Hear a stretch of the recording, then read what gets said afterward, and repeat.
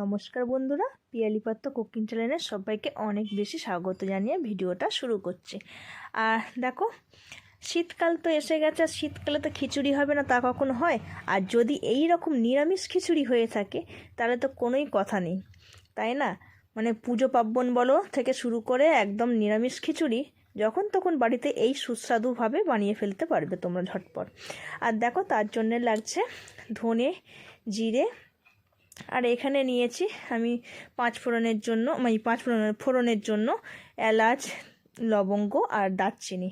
আর দেখো, এইগুলোকে আমি একটু জলে ভিজিয়ে রাখছি, কেননা ধনে জিরে একটুখানি ভিজিয়ে রাখলে বেশ বাটতেও তাড়াতাড়ি সুবিধা হয়। সেই কারণে আমি এইগুলোকে একটু ভিজিয়ে রেখেছি। আর দেখো, এইগুলোকে মানে জল দিলেই তো সেগুলো সঙ্গে সঙ্গে তো ভেজে না।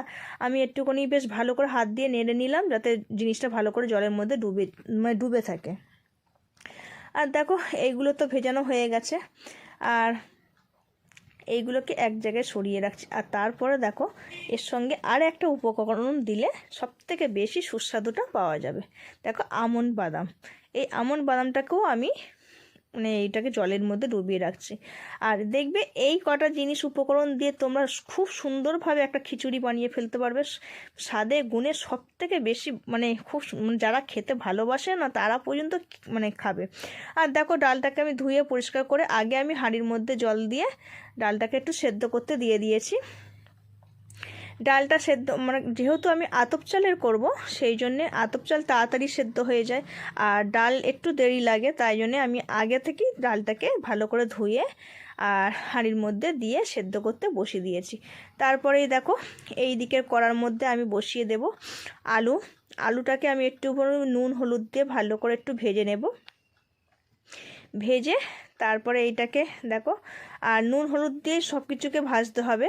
নুন হলুদ দিয়ে ভাজলে জিনিসটা তাড়াতাড়ি ভালো করে ভাজাও হবে আর ভেতরে জিনিসটা নুনটাও ভালো করে ঢুকবে। আর দেখো, এইদিকে আলুটাও আমার বেশ ভালো করে ভাজা হয়ে গেছে। আলু আর ডালটা আমি সেদ্ধ করতে দিয়ে দিচ্ছি, কেননা আলু আর ডালটা, আর যেহেতু আমি নতুন আলু ব্যবহার করছি সেই জন্য আলুটা একটুখানি দেরি হয়। আর পুরাতন আলু হলে তোমার কি হয়, একটু তাড়াতাড়ি সেদ্ধ হয়ে যায়, নতুন আলুতে একটু সময় লাগে। আর দেখো, ডালটা আর আমি আলুটা ভালো করে দিয়ে নেড়ে চেড়ে আমি এটাকে ঢাকা দিয়ে দেব। দেখো, চালটা এখন ডাল আলুটা এখন বেশ ভালো করেই ফুটতে শুরু করে দিয়েছে। দেখো, সেই জন্য আমি ভালো করে একটু নেড়ে দিচ্ছি। আর দেখো, তার সঙ্গে বাদবাকি উপকরণগুলো এবার কি করি।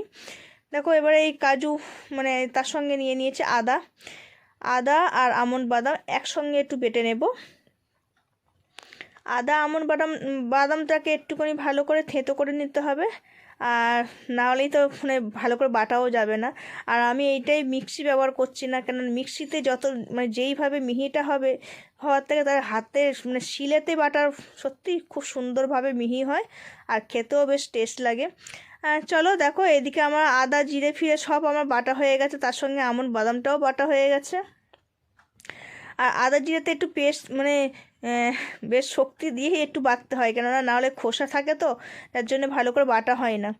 আর দেখো, এইদিকে আমি দেখো চালের মধ্যে একটু নুন আর সব রকম আমি যা বাটলাম সব কিছু দিয়েই আমি এটাকে মেখে নেব। নুন হলুদ, এদিকে জিরে আদা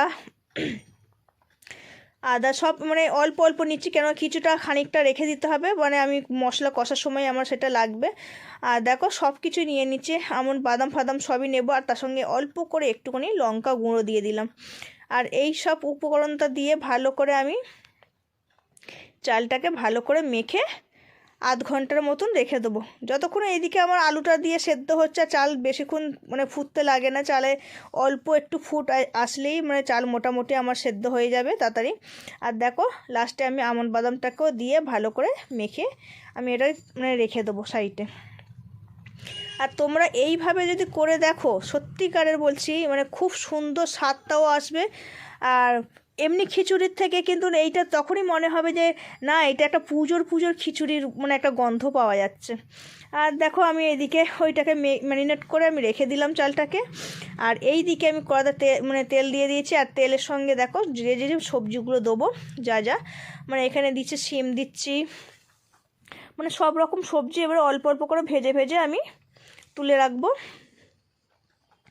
দেখো, এখানে শিমটাকেও দিয়ে আমি ভাজতে শুরু করে দিয়েছি। আর এইদিকে চালটা মানে আমার আধ ঘন্টা হয়ে গেছে মোটামুটি। আমি চালটাকে হাঁড়ির মধ্যে দিয়ে দিয়েছি, সব মানে উপকরণ মাখা শুদ্ধ। দেখো দিয়ে আমি আরেকটু জল দিয়ে দেব, দিয়ে আমি এটাকে বসিয়ে দেবো। আর তার সঙ্গে দিলাম দেখো বিনস কড়াই, এই বিনস বলি সরি বিনস নয় বরবটি, মটরশুঁটি, বরবটিও না। আর বরবটি দিইনি আমি, এখানে কুমড়ো আর শিম ফিম দিচ্ছি, আর ফুলকপি দেবো, আলু দেবো। এই কটা উপকরণ দিয়েই আমি করব।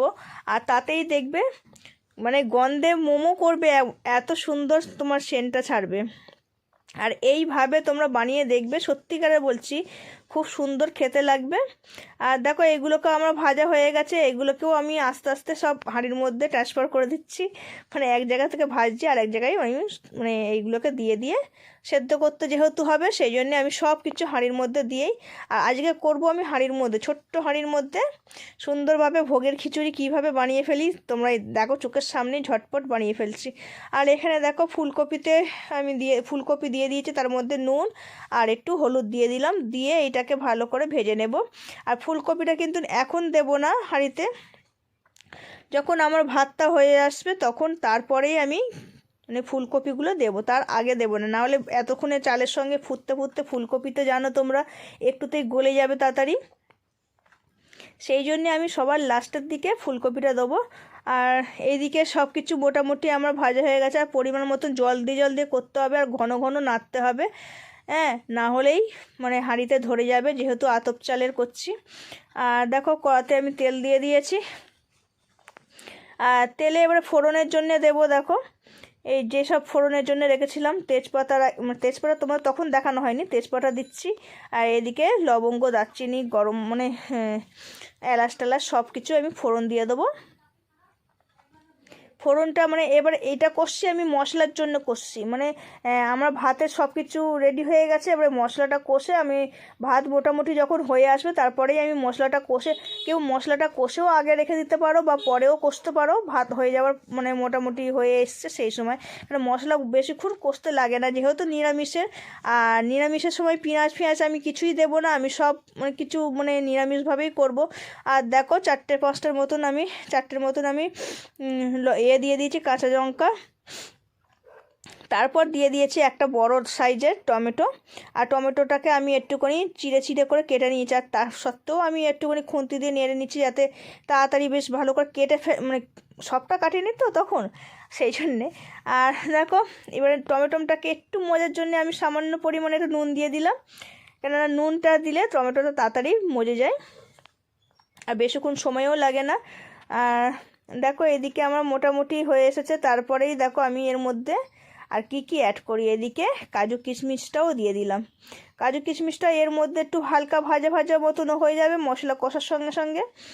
তারপরে যে বাটা মশলাগুলো ছিল সবগুলো এবার আস্তে আস্তে ঢেলে দেবো।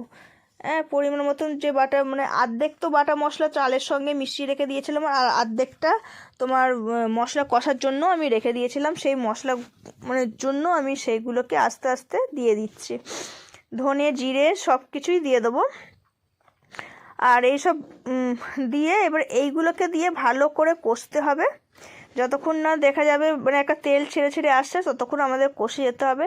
আর দেখো বাটি ধোয়া জলটাও আমি দিয়ে দিলাম, কেননা কথাই বলে বাটি ধোয়া জল মশলা ধোয়া জল দিলে টেস্টটা এমনিতে স্বাদে গুণে সবেতেই বেড়ে যায়। আর দেখো এইদিকে বাদবাকি যে কাজু এই আমন্ড বাদামটা বাটা ছিল আদা ফাদা দিয়ে, সেইটাকেও আমি লাস্টের দিকে দিয়ে দিলাম মশলাটা। মশলাগুলোকে আগে ভালো করে কষে নেওয়ার পরে আমি এই আমন্ড বাদামের এটা মানে পরে দিলাম। আর দেখো আমি হাঁড়ির মধ্যে নুন দিয়ে দিচ্ছি পরিমাণ মতো যতটা লাগবে নুন। আর নুনটা ওখানে দিয়ে দিলাম, নুনটা আমি আর এই মশলার মধ্যে আর বেশি দেবো না।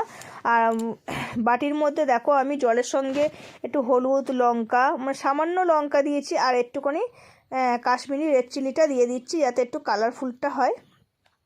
আর কাশ্মীরি রেড চিলিটা তোমার ঝালের জন্য না, কেন ঝালের জন্য আমি দিয়ে দিয়েছিলাম কাঁচা লঙ্কা দিয়ে করলে বেশি টেস্টটা আসে, সেই জন্য আর সামান্য পরিমাণে অল্প দিয়েছিলাম একটুখানি মানে গুঁড়ো লঙ্কা।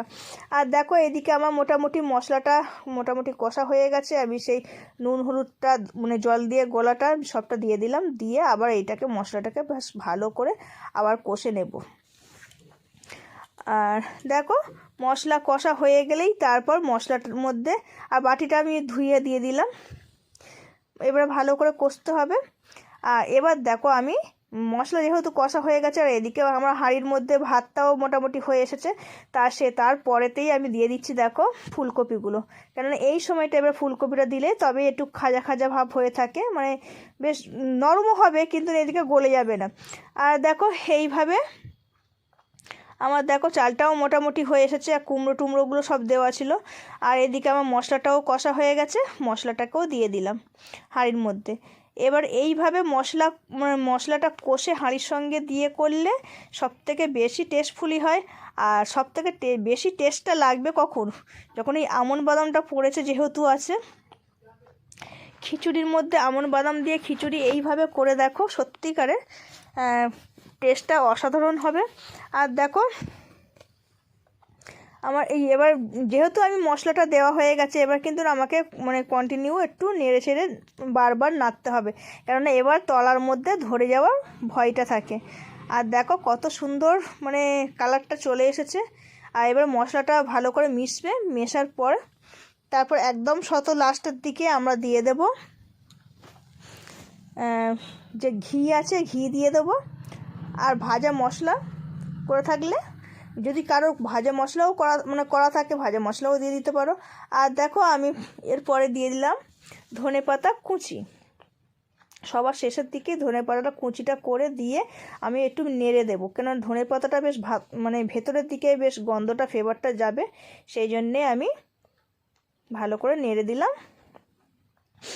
আর দেখো আমার মোটামুটি খিচুড়ি হয়ে এসেছে, কেন দেখতেই পাচ্ছ খিচুড়ির কালারটাও চলে এসেছে আর খিচুড়িটা কতটা ঘনও হয়ে গেছে।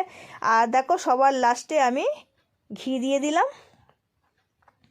ঘিটা দিলে কি হয়, ঘিটা দিলে ফ্লেভারের গন্ধটা বেশি আসে। আর সুন্দর খিচুড়ি দেখো আমার রেডি হয়ে গেছে, একদম গরমা গরম বেগুন ভাজার সঙ্গে একদম জমে যাবে।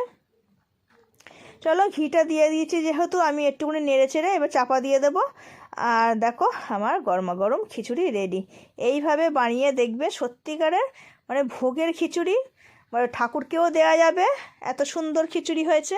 আর বাড়িতেও তোমরা নিরামিষের সময় এইভাবে খিচুড়ি বানিয়ে খেতে পারো। পরের ভিডিওতে তোমাদের সঙ্গে আবার দেখা হচ্ছে।